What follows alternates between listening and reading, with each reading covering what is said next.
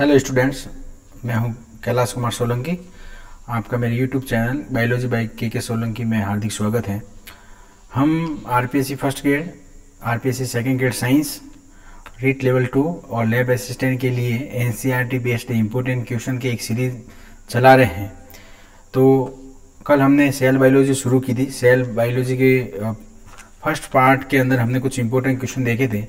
आज second part लेके आया हूँ आपके सामने, और इसमें सेल बायोलॉजी के जो नेक्स्ट आगे जो कोशिकांगों के जो सवाल थे वो निम्न प्रकार से हैं। तो अपन शुरू करते हैं सेल बायोलॉजी के अंतर्गत। सबसे पहले 22वां क्वेश्चन जैसे है कि 70S राइबोसोम की उप इकाई कौन सी है। तो 70S राइबोसोम की जो उप इकाई है, आप अच्छी तरह से जानते हो कि दो उप इकाइयाँ होगी। एक उप इकाई होगी जिसे बड़ी वाली उप इकाई वो 50S है, और जो छोटी वाली उप इकाई होगी वो कौन सी हो जाएगी, 30S। तो ये दोनों उप इकाई आपको याद रखनी है। इसी प्रकार अगर 80S राइबोसोम पूछे जो यूकैरियोटिक में पाया जाएगा, तो उसकी जो उप इकाइयाँ हो जाएगी वो कौन सी हो जाएगी, 60S है और 40S है। यहाँ ध्यान रहे S स्वेडबर्ग यूनिट है के नाम से इसकी इकाई है, स्वेडबर्ग इकाई है। चलो सर, नेक्स्ट क्वेश्चन है प्रोटीन फैक्ट्री के नाम से कौन से कोशिकांग जाना जाता है। तो प्रोटीन फैक्ट्री के नाम से जो कोशिकांग जाना जाएगा वो कौन सा हो जाएगा, राइबोसोम हो जाएगा। राइबोसोम को हम प्रोटीन फैक्ट्री कहेंगे। प्रोटीन निर्माण के अंदर इसका प्रमुख योगदान रहता है। उसी प्रकार से नेक्स्ट अगर अपन क्वेश्चन की बात करें, जीव द्रव्य झिल्ली किसकी बनी होती है, तो ये तो अच्छा सा क्वेश्चन है। दो चीज़ें हैं, प्रोटीन और लिपिड, ये दोनों चीज़ें मिलकर जीव द्रव्य झिल्ली का निर्माण करते हैं। जो प्लाज्मा झिल्ली है वो प्रोटीन व लिपिड की बनी होती है। चलो सर, नेक्स्ट क्वेश्चन है प्लाज्मा झिल्ली का सैंडविच मॉडल किसने प्रस्तुत किया था। तो जो सैंडविच मॉडल दिया था डीडी ने। दीदी सैंडविच बनाती है, बस ये ध्यान रखना, दीदी सैंडविच बनाती है। तो दीदी से कौन सा हो जाएगा, डेनियल और डेविसन। डेनियल और जो डेविसन से साइंटिस्ट ने ये मॉडल दिया था, सैंडविच मॉडल। उसके बाद प्लाज्मा झिल्ली का तरल मोज़ेक नमूना, बहुत ही इंपॉर्टेंट क्वेश्चन है, ये बहुत एग्जामों में पूछा हुआ। और आज तक जो सबसे माननीय जो सिद्धांत है प्लाज्मा झिल्ली का संरचना को लेकर, वो तरल मोज़ेक नमूना है। ये दिया था जो सिंगर होते हैं वो तरल पीते हैं, ये ट्रिक याद रखनी आपको। तो तरल मोज़ेक जो नमूना दिया था वो सिंगर व निकोलसन ने दिया था। ट्रिक कौन सी याद रखोगे, जो सिंगर होते हैं वो तरल पीते हैं। तो ये सन 1972 के अंदर दिया गया था, इसका भी सन याद रखना है। आरबीसी में कितने प्रतिशत, आरबीसी के प्लाज्मा झिल्ली में, आरबीसी कोशिका की जो प्लाज्मा मेम्ब्रेन है उसके अंदर कितने प्रतिशत प्रोटीन है और कितने प्रतिशत लिपिड है। तो ये आंकड़ा तो फिक्स आपको याद रखना है, 52% तो प्रोटीन है। और लिपिड की अगर अपन बात करें तो वो कितना है, 40% है। लिपिड 52%, प्रोटीन और लिपिड कितना हो जाएगा, 40%। नेक्स्ट क्वेश्चन की अपन अगर बात करें तो यहाँ पर विसरण की अपन बात करें तो विसरण किसे कहेंगे। तो कोई भी पदार्थ है वो अपनी अधिक सांद्रता से कम सांद्रता की ओर गमन कर रहा है। अधिक सांद्रता से कम सांद्रता की ओर पदार्थों का आवागमन क्या कहलाएगा, विसरण कहलाएगा। मतलब कोई भी पदार्थ सांद्रता प्रवणता की दिशा में गति करते हैं। चलो सर, सिंपल से नेक्स्ट क्वेश्चन है 29वां, सक्रिय व निष्क्रिय परिवहन के अंदर दो अंतर लिखिए। तो जब भी सक्रिय व निष्क्रिय की बात आए तो आपको एक याद रखना, सक्रिय के अंदर ये बात याद रखोगे कि सक्रिय के अंदर ऊर्जा की आवश्यकता होगी, ऊर्जा की आवश्यकता है। और साथ ही साथ सेकंड पॉइंट, ये सांद्रता प्रवणता के विपरीत दिशा में होता है। विपरीत दिशा का मतलब कम सांद्रता से अधिक सांद्रता की ओर पदार्थों का आवागमन होता है।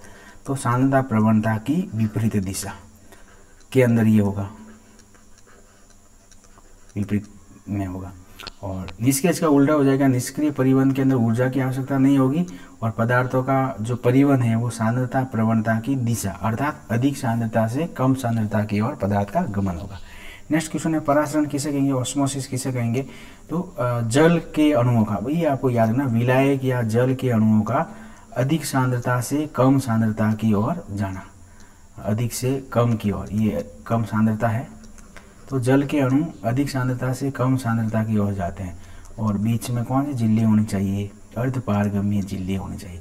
सेमी परमिएबल मेम्ब्रेन होगी और उसके अंदर पार करके जल के अणु अपनी अधिक सांद्रता से कम सांद्रता की ओर जा रहे हैं, तो उसको क्या बोलेंगे, परासरण। नेक्स्ट है सहवालों की कोशिका भित्ति।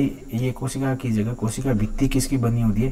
तो ये बहुत ही इंपॉर्टेंट क्वेश्चन है। अगर ये बात करें तो ये याद रखना है, सेल्यूलोज सहवालों की। ये बहुत ही इंपॉर्टेंट क्वेश्चन है, आप अच्छी तरह से रट्टा मार लेना। सेल्यूलोज, गैलेक्टेंस, मेनॉन्स, गैलेक्टेंस एनसीईआरटी में बिल्कुल स्पष्ट लाइन में लिखा हुआ है, और अगर ऑप्शन में आपको तय है कि ये मिलेंगे आपको। मेनॉन्स व कुछ के अंदर कैल्शियम कार्बोनेट के बनी कोशिका भित्ति होगी, तो ये सहवालों की कोशिका भित्ति है।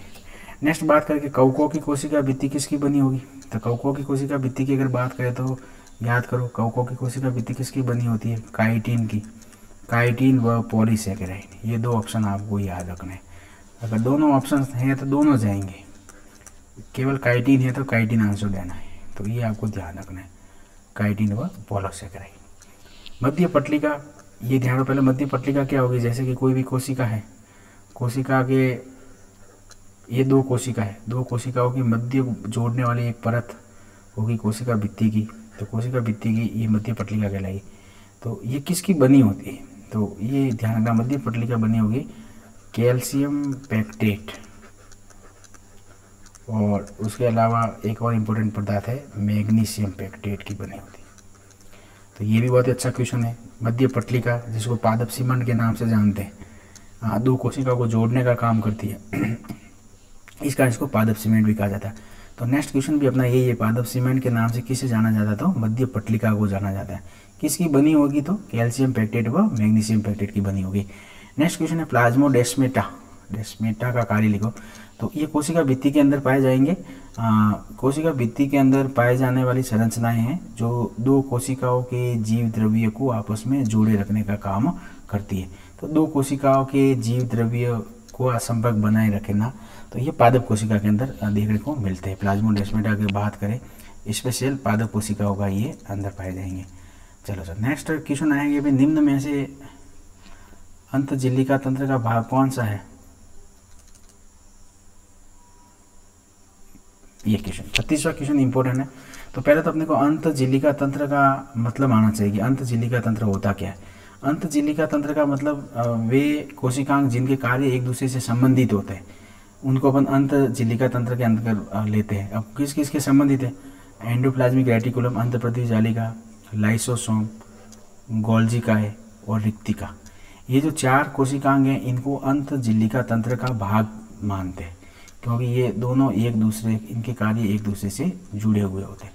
इनको छोड़कर बाकी अंतजिल्लिका तंत्र का भाग नहीं है। तो अगर एग्जाम में क्वेश्चन आ जाएगा निम्न में से अंतजिल्लिका तंत्र का भाग नहीं है, तो देख लेना इसमें से कौन सा है। उसके बाद में 37वां क्वेश्चन है अपना कि प्रोटीन संश्लेषण में सहायक ईआर का नाम। आपको एंडोप्लाज्मिक रेटिकुलम जो होगी वो प्रोटीन संश्लेषण के अंदर कौन सी सहायक है? तो दो प्रकार की ईआर होगी, जो एक तो होती है आरईआर, रफ एंडोप्लाज्मिक रेटिकुलम। वो एंडोप्लाज्मिक रेटिकुलम जिसकी सरफेस पर राइबोसोम के कण पाए जाएंगे या राइबोसोम पाया जाएगा, उसको अपन क्या बोलेंगे? आरईआर। तो आरईआर प्रोटीन संश्लेषण का काम करती है। इसी प्रकार वसा संश्लेषण में सहायक कौन सी हो जाएगा? एसईआर, स्मूथ एंडोप्लाज्मिक रेटिकुलम, जिस मतलब वो अंतःप्रतिज जालिका जिसकी सरफेस पर राइबोसोम नहीं पाए जाते। चलो सर, नेक्स्ट क्वेश्चन आएगा, गोल्जी काय की खोज किसने, कब व किसमें की? तो खोज जो किसने की वो तो आपको अच्छी तरह से आएगा भैया। साइंटिस्ट कौन थे? Camillo Golgi. कैमिलो गोल्जी ने गाल्जी काय की खोज की थी। उसके बाद में कब की थी? तो ये तो फेमस सन है, बायोलॉजी के अंदर कुछ सन है, वो तो रट्टा मारना है आपको। 1898 में की थी। और किस में की थी? तो उल्लू के तंत्रिका कोशिका के अंदर इसकी खोज हुई थी। तो ये एक प्रकार का इंपॉर्टेंट क्वेश्चन हो जाएगा, तंत्रिका कोशिका। चलो सर, अब गोल्जी काय में निर्माणकारी सतह कौन सी है और परिपक्व सतह कौन सी है? अगर गोल्जी काय की सिस्टर्नी की संरचना देखें तो अपने को कुछ इस प्रकार की सिस्टर्नी नजर आएगी। 3 स्ट्रक्चर होंगे, सिस्टर्नी, वेसिकल्स और ट्यूब्यूल्स। एक में सिस्टर्नी बनाई, ये जो सतह है वो केंद्र की तरफ होती है, उसको शीर्ष सतह बोलेंगे। शीर्ष सतह को या कोनकेव को या फिर कॉन्वेक्स है, केंद्र की तरफ होगी वो कॉन्वेक्स होगी, ये कॉन्वेक्स होगी। शीर्ष को, कॉन्वेक्स को, या फिर इसको आप निर्माणकारी सतह कह सकते हो। 3 नाम है इसके, और ये वाली जो सतह है वो कोशिका भित्ति की तरफ होगी, तो इसका सतह का नाम कौन सा हो जाएगा, ट्रांस को, कॉनकेव को या परिपक्व सतह को। तो ये आपको अच्छी तरह से ध्यान रखना कि परिपक्व सतह के 3 नाम हो गए, कौन कौन से, ट्रांस, कॉनकेव और परिपक्व सतह, जो कोशिका भित्ति की तरफ होगी, और सिस, कॉन्वेक्स और निर्माणकारी सतह जो केंद्र की तरफ होती है। नेक्स्ट क्वेश्चन की अगर अपन बात करें, बयान 42 नंबर का क्वेश्चन है, ग्लाइकोप्रोटीन व ग्लाइकोलिपिड का निर्माण करने वाले।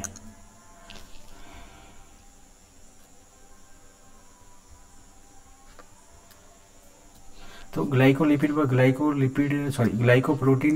ग्लाइकोलिपिड का निर्माण करने वाला कोशिकांग कौन सा था, ये अभी जो पढ़ रहे हैं गोल्जी का है। गोल्जी का जो कोशिकांग है वो इन दोनों का निर्माण करने वाला है, तो ये आपको अच्छी तरह से याद रखना है। उसके बाद में नेक्स्ट 43वां क्वेश्चन है, निम्न के घटक लिखिए। फास्फोलिपिड में 2 घटक कौन कौन से हैं, एक तो फॉस्फेट नज़र आ रहा है, और फॉस्फेट और लिपिड जब आपस में जुड़े हुए हो तो उसको अपन क्या बोलेंगे, फॉस्फोलिपिड। चलो नेक्स्ट क्वेश्चन है ग्लाइकोलिपिड, बताओ ग्लाइकोलिपिड में क्या होगा, स्पष्ट है, ग्लूकोज प्लस लिपिड।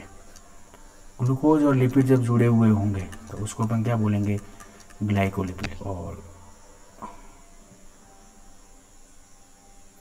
ग्लाइकोप्रोटीन किसे कहेंगे, तो इसके अंदर 2 चीज़ें हो जाएगी, ग्लूकोज और प्रोटीन। अब मुझे आप बताओ लिपोप्रोटीन किसे कहेंगे।